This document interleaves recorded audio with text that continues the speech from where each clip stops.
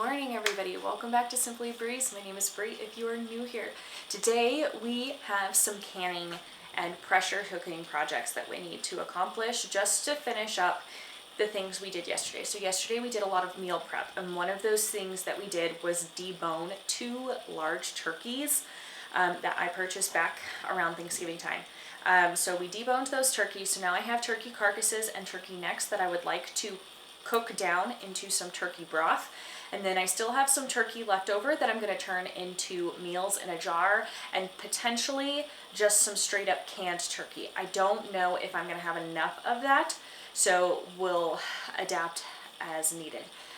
But to get things started, we do need to start the broth because the broth is needed in all of the canning projects. So we're going to do the broth first, and the quickest way to do the broth, I'm going to go ahead and pressure cook it in my pressure canner.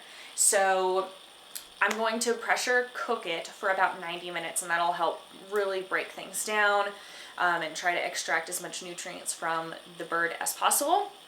So I'm currently filling up a pot to put into here, and then we'll get our carcasses in, and we will get the pressure cooker side of my pressure canner going. I have an all-American pressure canner. It is a weighted gauge pressure canner, which means that the weight, you set a weight on top and it'll rattle once it's at the correct pressure. Pressure canning reaches a much higher temperature than water bath canning does.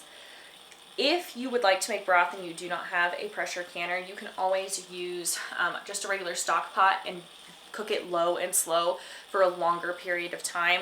I have done that before, but after yesterday, I just did not have the capacity or even the mental fortitude to just get it started. So we're just going to pressure can it today, and it'll work out just fine.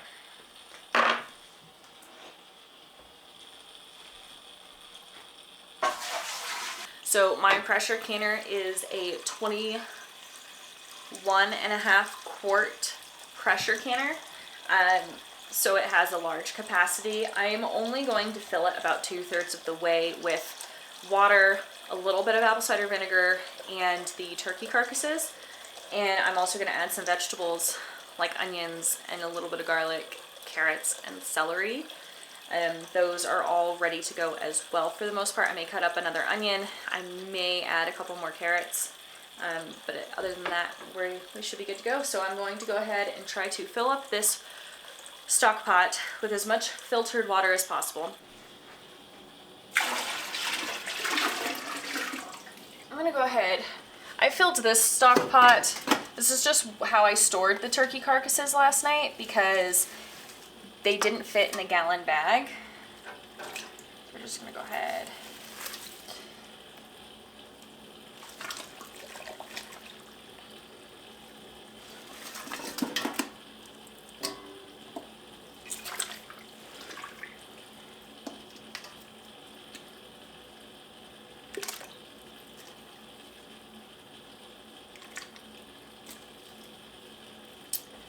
So originally I was going to go ahead and save the wings and everything, but if I'm going to be honest,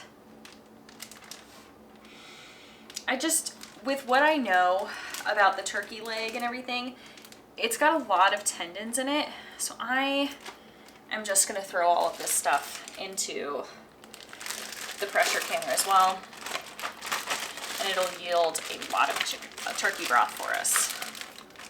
I may have to go ahead and put the vegetables for this broth in my slow cooker and just have those go, or I can stick them in the Instant Pot and they can pressure cook in there, because this is actually pretty full just from the turkey carcasses alone. I wouldn't want to make it any fuller than this. So all I'm going to do now is I'm just going to add some salt and some peppercorns, and we're just gonna let this bad boy go. So we've got some tricolor peppercorns here. Peppercorns, I went ahead and added some salt and some apple cider vinegar, about a 1/4 cup of apple cider vinegar, and this acidity helps break down the bones and the connective tissues to make sure we grab as much nutrients out of the bones as possible. With the All-American pressure canner, it doesn't require a gasket, but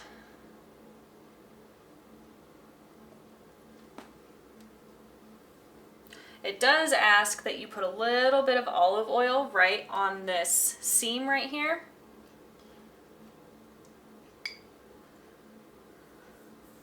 Just to help with the seal. Because it's not a gasket, it's got a specific design to where it will form a seal without. So there's a beveled edge here. I don't know if you can see it with me in it. There's a beveled edge here, and then this edge is also beveled inversely from this, and so it sits perfectly. All right, so we line up the arrow with this notch, and then we want to make sure that the gap between the lid and the pot is even. So what we do is we go opposite end to opposite end. And we look, and we tighten down until it looks even on both sides. And then we do the same over here.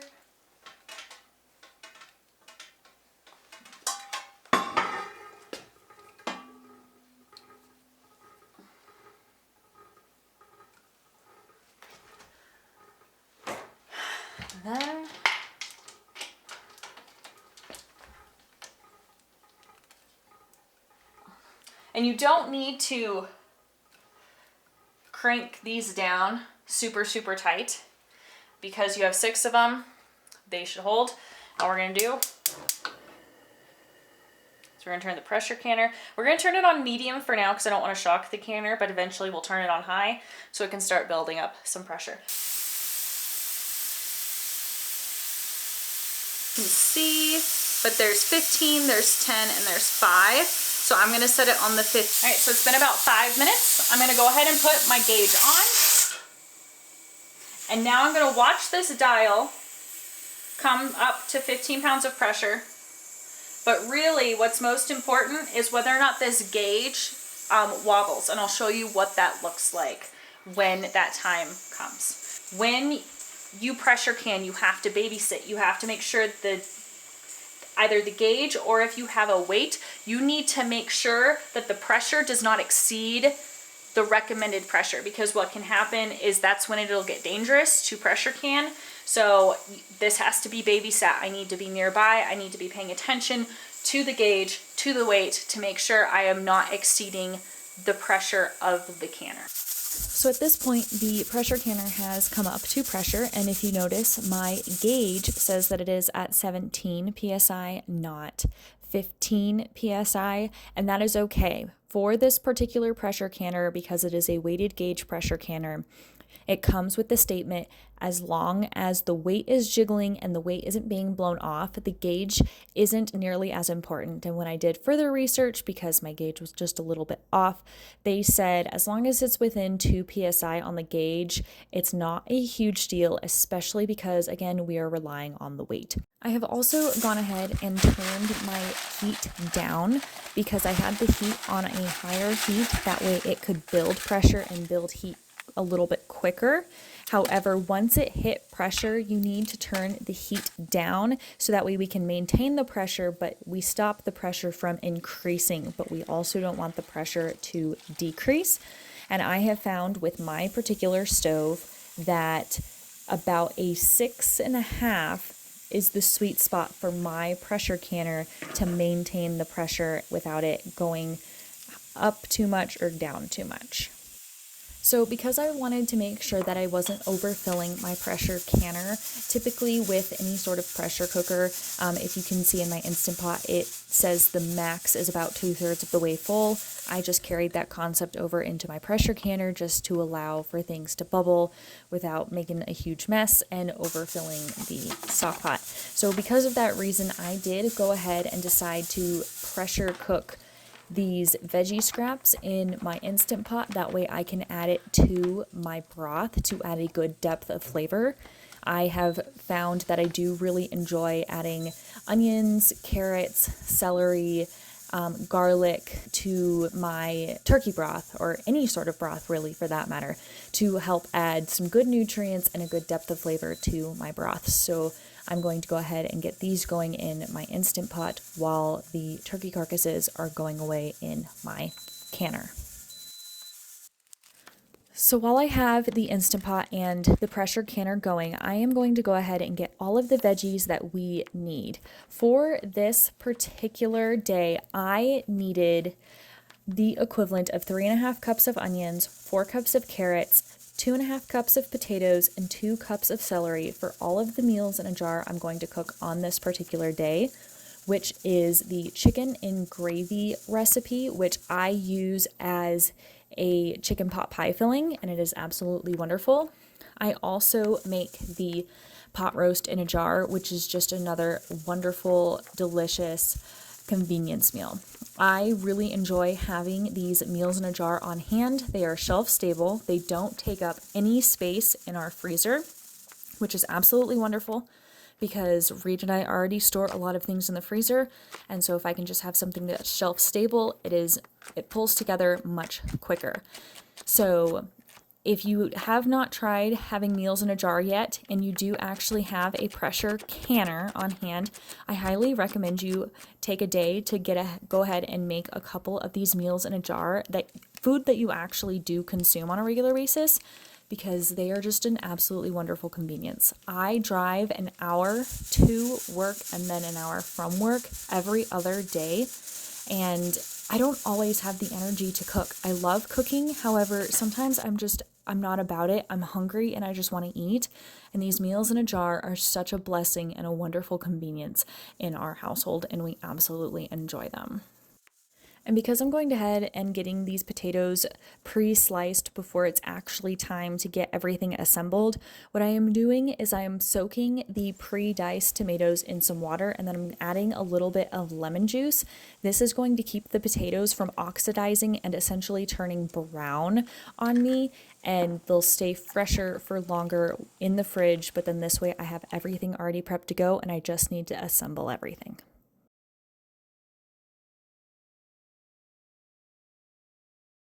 All right, so the pressure canner is done. I've turned the heat off. Now we're gonna let it naturally come down from pressure. We're in no rush at the moment. So what I'm going to do is I have a 2.3 pound ham that I'm going to use for the split peas. Get down. No, sir. Come on. Go. No, no. So we're going to use ham for split pea soup, but we're also going to have split pea soup tonight. So I'm just going to go ahead and get this diced up. See how much this makes in terms of cups, so I can meet the canning recipe, and then we'll see what's left over. Hopefully there's enough for split pea soup tonight. So, spoiler alert, I don't actually get to canning split pea soup on this day. I have a lot going on this day. This was a major cooking, meal prep, get things done weekend for me, and canning is a marathon. It is not a sprint, and getting the split pea soup even assembled and into the canner just was not possible. So on this day, we did go ahead and dice up the ham, and I did have enough for split pea soup to eat that night, but I did not get any meals in a jar split pea soup. All right, so the pressure canner the gauge is now completely at 0. The weight is still on there, so let's go ahead and take the weight off. We will let it sit like that for about 2 minutes. That step is a little more important when you are actually canning, but just to keep everything on the safe side, we're going to give it about another 2 minutes with the weight off, and then we'll go ahead and unscrew everything. Our Instant Pot is also done. It has depressurized completely, so the vegetable portion of our broth and the turkey portion of our broth are ready to be combined. And then I'm going to go ahead and take off any other turkey from the carcasses, and we may be able to can some of that up, or at least freeze it for now. It is almost 3 o'clock. I'm not going to get all the canning done tonight. It's just not going to happen. So we'll probably have to continue on into tomorrow or possibly Tuesday. We'll see what my evenings are looking like. But we're going to get what we can done. But at about 9 o'clock, I'm calling it. And we are stopping wherever we're at. This has sat for a few minutes.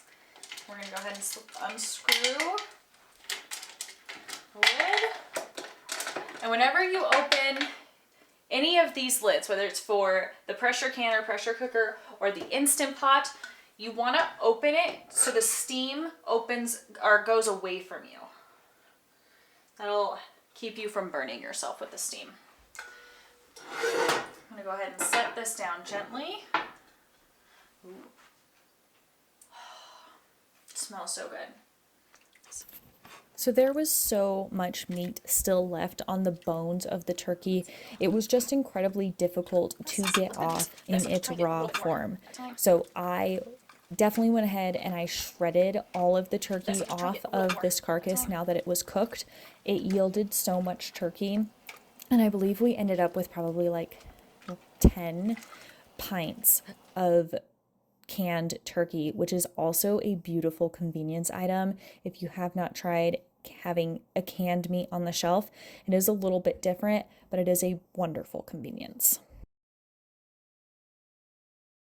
And I need this to cool down, so what I'm gonna do is I'm gonna mix these two broths in my water bath canner stock pot. That way this can cool down a little quicker. I can get it cleaned up and ready for canning something. All right, so I'm gonna use a strainer, and I've got this wooden spoon right here to hold the strainer up for me. That way, as I'm pouring the broth into here, it catches any other bits that I wasn't able to get out of there.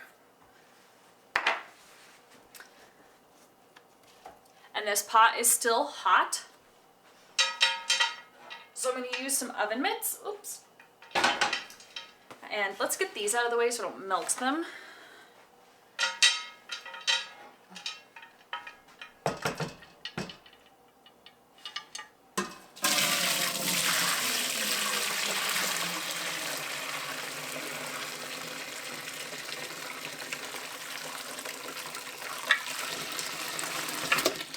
No, that's unfortunate.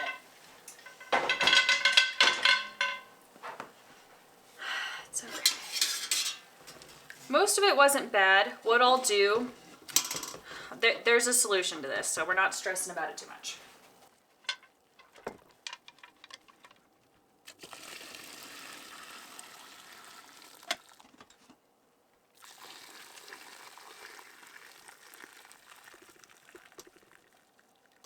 Make sure that spoon is all the way.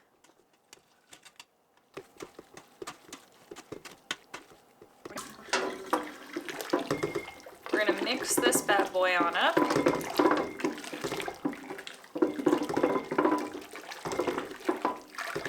We are going to use this broth for our turkey pot pie filling and for our split pea soup filling. And then we'll actually use beef broth for our pot roast in a jar. Well, we can get this out of the sink now. Oops. Once I put down a rag, because this is gonna be hot, we're gonna use both these guys. We'll just set this off to the side.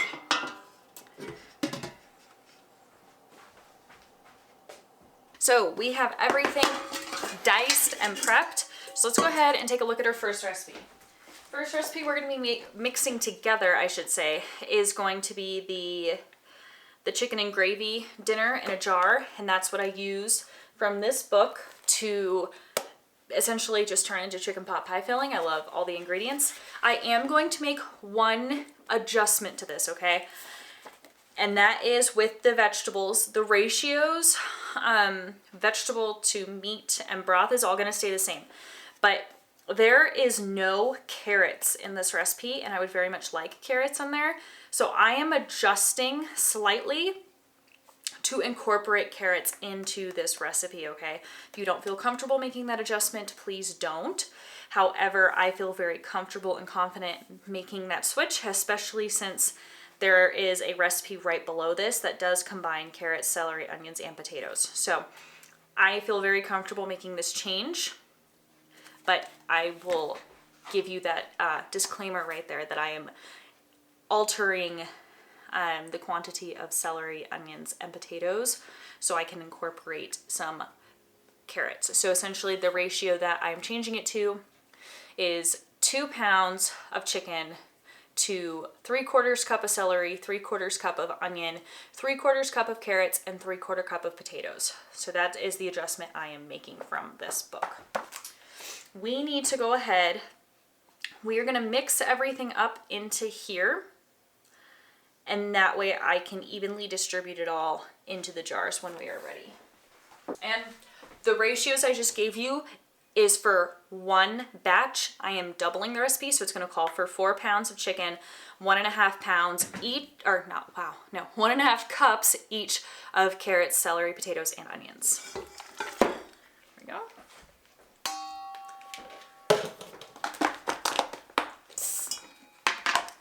We need 1.5 cups of celery. Really? Oh, okay, cool. So I'm gonna go ahead and add our celery until we're at about 1.5 cups. That works, okay? There's a 1/2 cup there.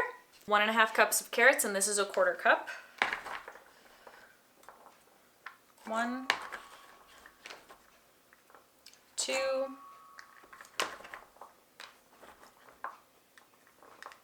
3, 4, 5,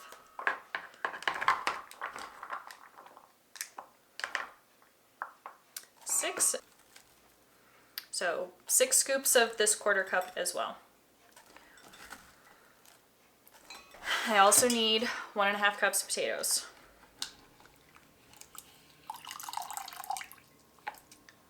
One, 2. So I just cleaned these jars. Because we're doubling this recipe, we're gonna need 4 quarts. And to this, let me grab, we're gonna need salt and pepper. What else do we need?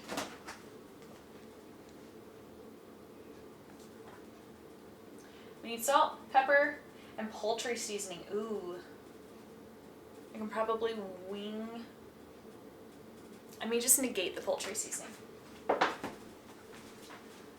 this sage. I don't know what poultry seasoning is.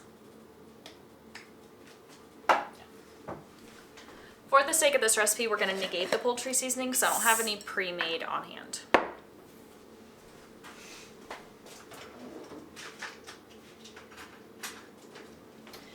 Also, seasonings will not affect the ability to can, which is also why I'm comfortable making that adjustment. It won't matter. Okay. Let's see. So per quart, no. Seasonings per quart. Or per 2 quarts, sorry, my bad.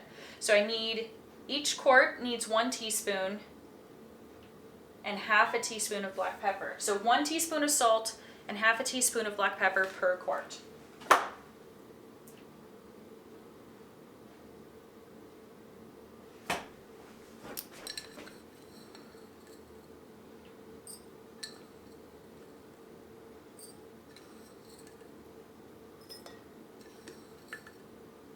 Okay. I probably should have done the pepper last, but that's okay.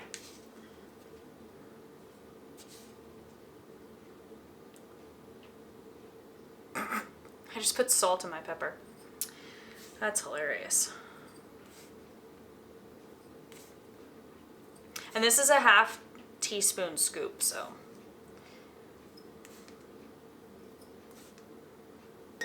Perfect. Well, I don't know what to do about that.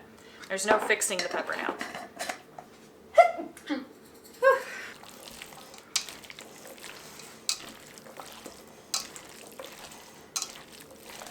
Perfect. We're just gonna do that. So I'm gonna do about 2 scoops per jar for now.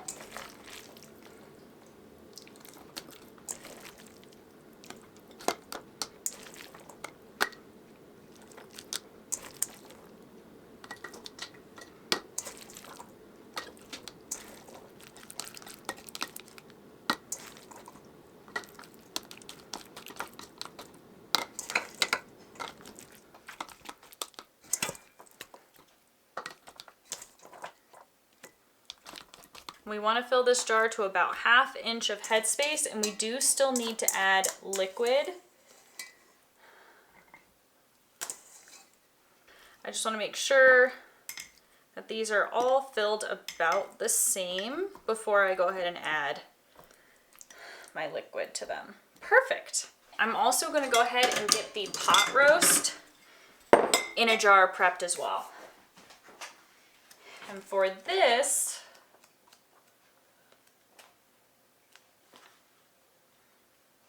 we're going to put 1 pound of beef in each one, and then 1 cup of potatoes, 1 cup of onions, 1/2 cup of celery, and 1 cup of carrots. So let's go ahead. I know that this is 2 pounds of beef.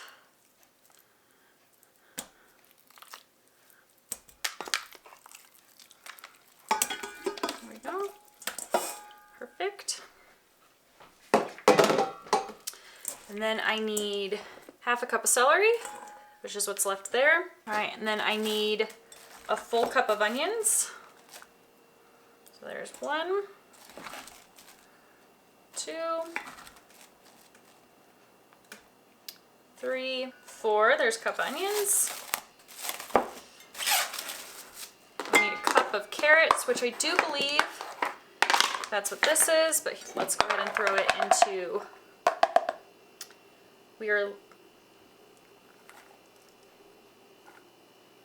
perfect. There's about 1 cup of carrots.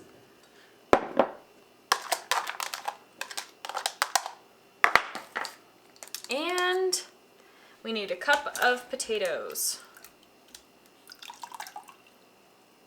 There's 1, 2, 3,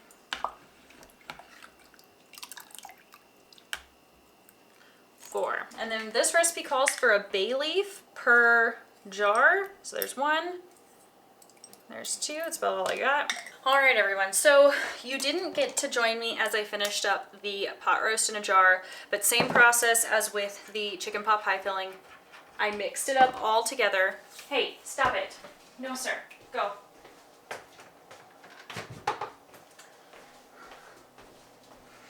I mixed all the ingredients into a bowl and I combined them, and then I went ahead and threw them in the jar. And then all I did was top off the turkey with the turkey broth to 1 inch of headspace. And for the pot roast in a jar, I just topped it off with water to 1 inch of headspace. And then I used the bubble tool, the debubbler tool, just to make sure there were no air pockets. And now we got our pressure canner cleaned.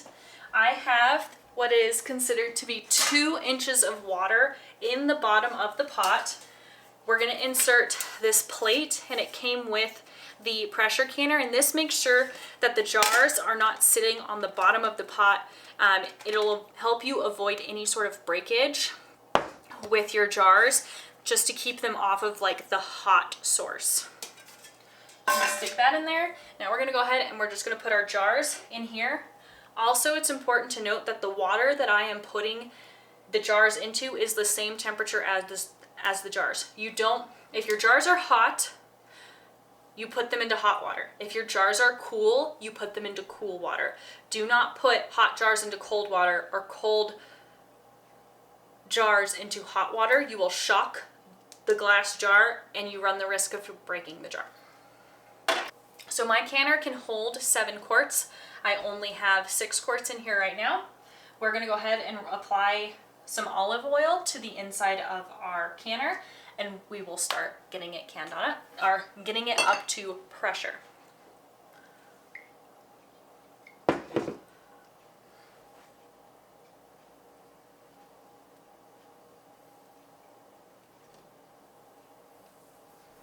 And this, applying some oil to the rim was, it's part of the methods for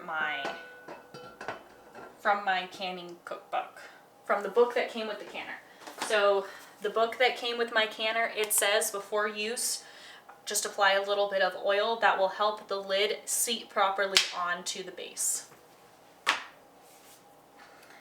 we want our arrow to line up with this mark that's in the canner. Oops. There we go.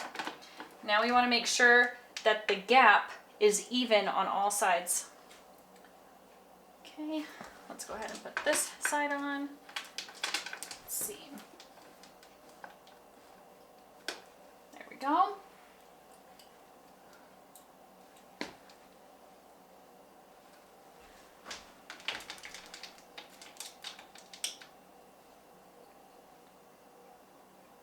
Perfect. We'll get the heat on, and now we let this come up to pressure. We're gonna wait till this starts to vent. We need that steady stream, just like when we were pressure cooking the turkey.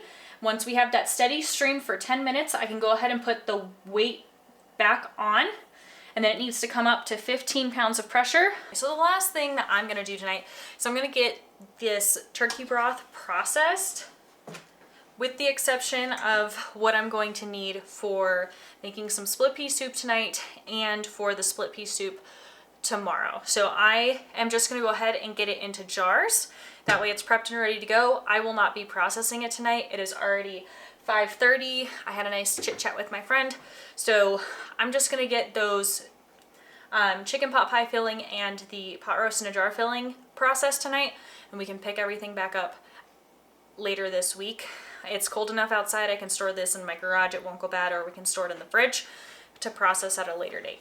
But we do need to do something with this broth because it can't stay in the stock pot forever.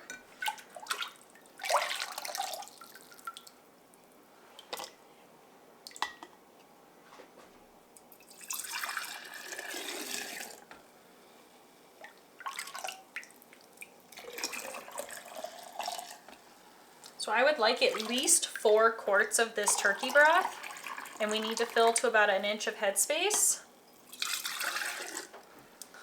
And then once I'm done with my 4 quarts, we'll see how many pints I need. We're gonna try not to make a huge mess in the process.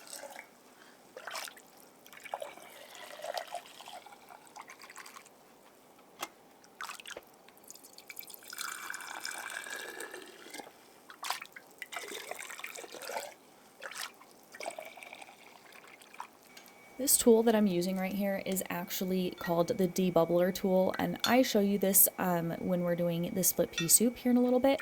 However, if you notice all the notches at the end, it gives me increments in 1/4 of an inch. That way I know if I'm truly at 1 inch of headspace, which is the requirement for broths when canning. So I'm just going through and making sure that all of these jars are 1 inch headspace, and I'm topping them off if necessary.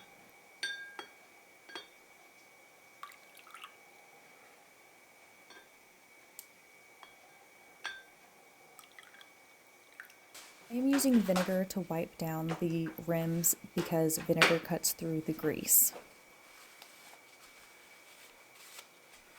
Because broth is inherently greasy, I am actually going to do this twice. I'm gonna clean it with one side and then go back through one more time. You also, when you're checking your jars, you want to make sure that the jar rim doesn't have any cracks. That way, if you want to make sure your jars don't have any cracks. If your jars have cracks, they will not make a proper seal and you'll have a failed seal. Essentially, a failed seal means that you either need to use it right away, you need to figure out why it's sealed so you can fix it and maybe try sealing it again, or you may have to freeze the broth.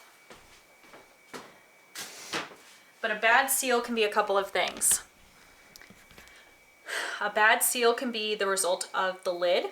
It can be the way that you canned it. It can be because there was something obstructing the lid from making a good seal, whether it's debris, grease, fat on the rim, or there could be a chip or a crack on the rim so it never made a seal.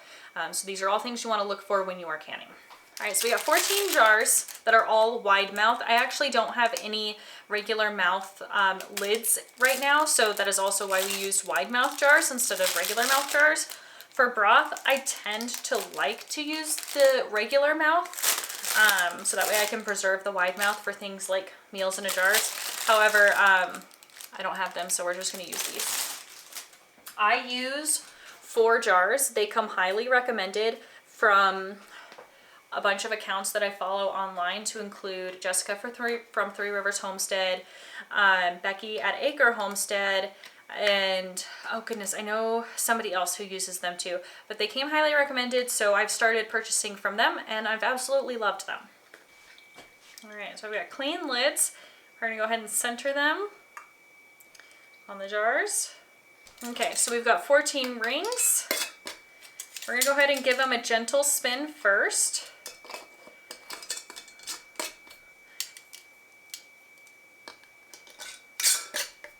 And, ooh, some of these rings are damaged. If the rings have any dents in them, I don't know if you can see this one. This one also has it. The ring is damaged a little bit. It could also result in the ring not aiding in making a proper seal. So we're not going to use damaged rings, which means I can probably move those somewhere else so I don't use them again, because they're still good for like just general like fridge storage where I don't need a seal to be made. But if I need a seal to be made, I don't want those rings. Okay, so now we want to make these rings finger tight. Notice I'm not engaging my wrist at all. That is what it means to have finger tight lids. There we go. Those are tightened, you're tightened.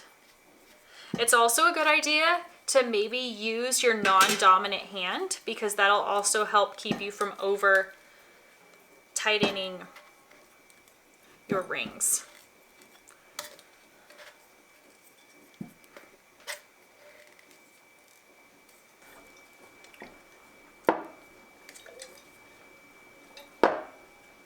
There we go.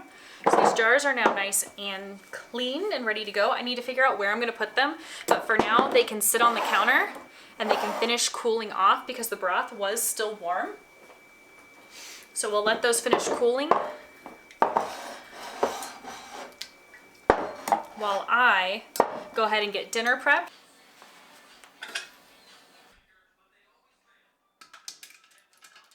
I did not make it very clear earlier, but the processing time for these meals in a jar is 90 minutes. So with it taking my canner on average about an hour to come up to pressure, and then with 90 minutes of processing time, this is usually a 3-hour ordeal just for the meals in a jar alone. As you can tell, it is now almost 9:30.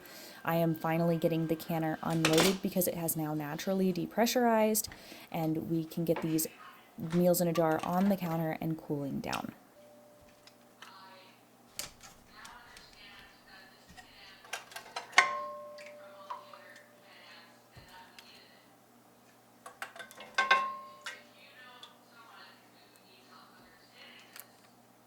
We're finishing up some canning projects that we started over the weekend, and now that I am done with work, I desperately need to get this finished up. So what we need to do is we need to make up I want to make canned split pea soup. And so in order to do that, the process that we're going to follow is we needed to rinse a pound of split peas, and then we are going to put them into 2 quarts of water, and we're going to get them on to simmer. And then once they're up to a boil, we're going to get them up to a boil, and then we're going to lower the heat down to a simmer, and we're going to let them simmer for about an hour.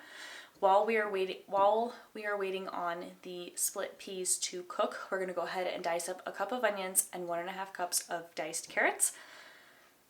Once the split peas are soft, we can either puree them if we want, or we can just go ahead and straight up add the onions, the carrots, and the ham. We'll let that all marinate for about 30 minutes.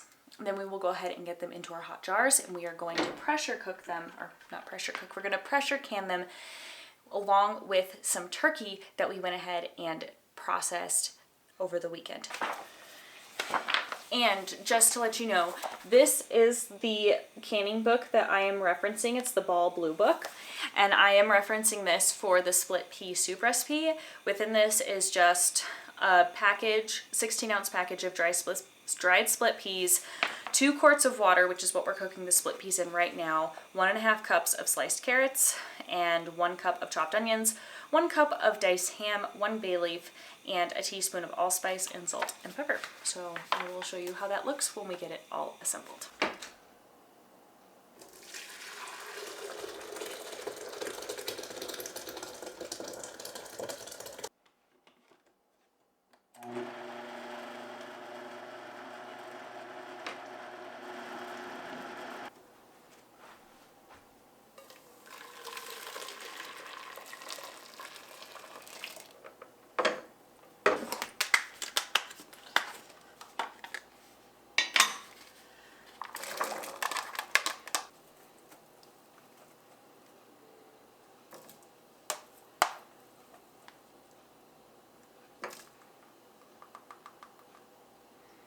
All right, so to our split pea mixture, I went ahead and added 1.5 cups of sliced carrots. I added a cup of chopped onion, a cup of diced ham.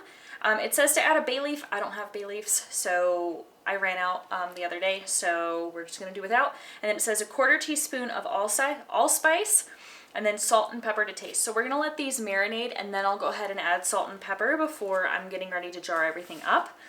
And then it says, once we add the remaining ingredients, we need to let this simmer for about 30 minutes. And then it says if the soup seems too thick, go ahead and add some water, but it seems kind of runny at the moment, so I'm hoping if we let it simmer for a bit, it should warm up, or it should boil off a little bit. So while this is going for about 30 minutes, I'm gonna go ahead and fill this pot with some of our canned chicken. And the reason we're doing that now is because the canned chicken is technically cold because we cooked it the other day, which means the water in here has to be cold. However, the split pea soup is going to be filled hot, so we need this water to be hot. So what I'm going to do is I'm going to gradually raise the temperature of the cooked chicken jars in this pot. So there's already cold water in here. We're going to add the cooked chicken canned jars here. We're going to slowly start raising the temperature. That way, once that's ready to go, this is nice and warm, and we're not adding hot jars to cold water. And I said canned chicken, this is canned turkey. And I do have 6 jars of canned turkey. So this canned turkey will have to process for 90 minutes. And the split pea soup is also going to have to process for 90 minutes as quarts, which is perfect because then they can all process together at the same time. Whereas our broth, our just turkey broth that's currently sitting in the fridge, only needs to process for 25 minutes. So I didn't want to process the broth for 9. I could, I don't think it'll hurt the broth. I could process the broth for 90 with the turkey. However, I wanted to make split pea soup and I knew it was going to take 90 minutes. And the 2 quart jars will fit in here. And so 6 pints and 2 quarts will fit in my pressure canner just fine. So let's get this slowly heating up. I'm not putting this on super high heat, but I've got it on about like a 7. So now we wait. I'm gonna clean this blender over here. The soup is done. It's been about 30 minutes. I went ahead and put my quart jars, my very, very clean quart jars in the pressure canner while it was heating up. So that way, oh dear, let me just really put myself in a pickle here. That's okay. There we go. I went ahead and put the quart jars in here so that way they were also heating up. My jars were clean. I did go ahead and clean them, but now they are hot. That way I am putting hot liquid, hot soup, into hot jars. That way, again, we don't want to shock the jars. It runs the risk of breaking them. So now I've got my funnel. I have 2 flat lids and I've got 2 ring lids. These flat lids have never been used, and these ring lids are in good condition. There's no rust and there's no dents and dings around the lid. So I have just my half scoop here, and all I'm gonna do is scoop the soup into our jars.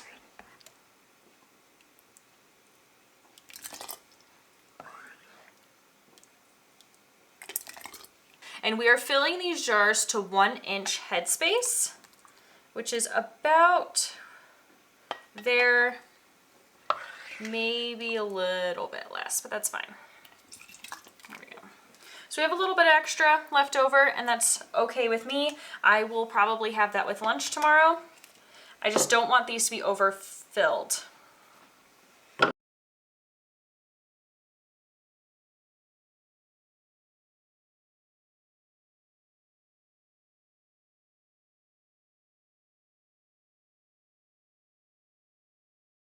All right, and then the last step is to debubble. This is a tool, but you can also just use like a chopstick or something. And you just wanna kind of move the soup around to make sure there's no air trapped in here. Soup and broth tend to not have this issue, but if you're canning something like the turkey we're canning, I had to go ahead and debubble and make sure there were just no air pockets in there. So let me go ahead. And this tool also gives measurements. So on this side, it tells me that you set this on the rim of the jar and it's 1 inch of headspace. This is 3/4, half, and 1/4 inch of headspace. I'll show you how to do that. So I set this here, it's 1 inch of headspace. I set this here, that's also 1 inch of headspace, so we are good to go. So I like this tool because it works as a debubbler, but it also lets me know that I have the proper headspace. Now with our clean lids, we're gonna go ahead and put them on. We're gonna make sure they are centered.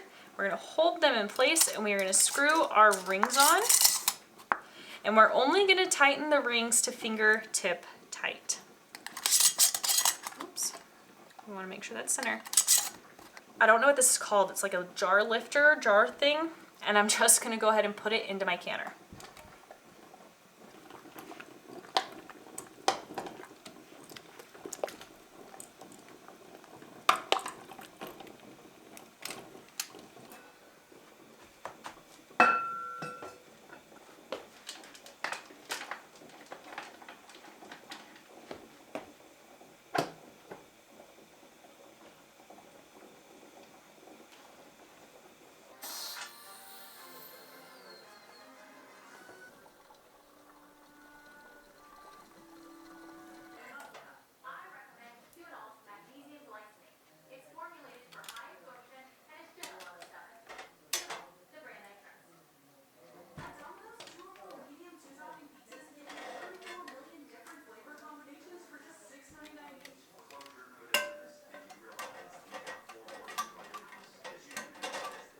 Thank you everybody for joining me on this wonderful, very busy canning weekend. We ended up getting 4 quarts of turkey broth, 9 pints of turkey broth, 6 pints of canned turkey, 4 quarts of turkey pot pie, 2 quarts of pot roast in a jar, and 2 quarts of split pea soup.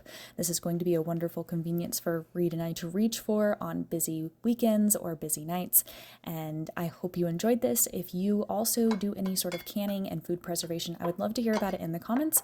Please don't forget to give me a thumbs up if you enjoyed this video, and I will see you guys next time. Bye.